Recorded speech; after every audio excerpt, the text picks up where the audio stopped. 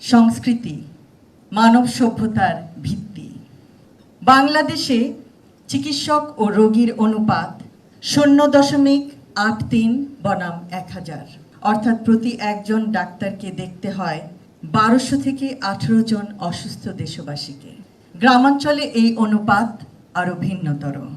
এই পরিস্থিতির হয়তো পরিবর্তন সম্ভব যদি আমরা শিক্ষা জীবন থেকেই দেশ সেবার সংকল্পে দৃঢ়ভাবে প্রতিজ্ঞাবদ্ধ হই। দেশের মানুষকে প্রতিদিন সুরক্ষিত রাখার প্রত্যয় নিয়ে সেফটি কেবলস সহ এলো সেফ সিলিং ফ্যান। 70 থেকে 75% ডাক্তার শহরাঞ্চলে, কিন্তু 78% দেশবাসী থাকে গ্রামে, প্রত্যন্ত অঞ্চলে। নার্সদের অনুপাত 0.549 বনাম 1000। বিশ্ব স্বাস্থ্য সংস্থার মানদণ্ড 2.28 ডাক্তার প্রতি 1000 জনের জন্য।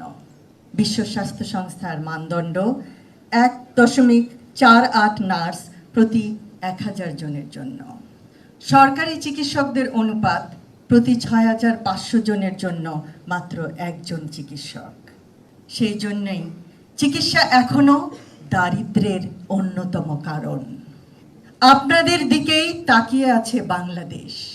আপনারা নিশ্চয়ই মেধা, শ্রম, অধ্যবসায় ও দেশপ্রেম উদ্বুদ্ধ হয়ে গড়ে তুলবেন সকলের কাঙ্ক্ষিত চিকিৎসা ব্যবস্থা ইনশাআল্লাহ।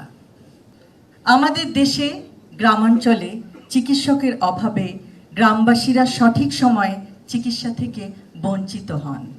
কিন্তু দেশবাসীকে সেবার লক্ষ্য নিয়ে এগিয়ে গেলে নিশ্চয়ই এই সমস্যারও সমাধান আছে।